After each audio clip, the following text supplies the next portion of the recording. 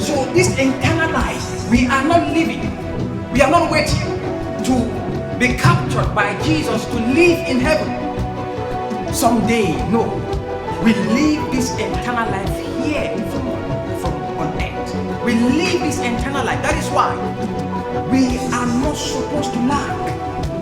We are not supposed to beg. We are not supposed to be confused.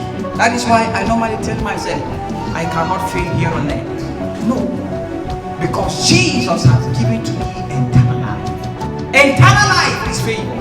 Eternal life is increase. Eternal life is sound health. Eternal life is prosperity. Eternal life is preservation.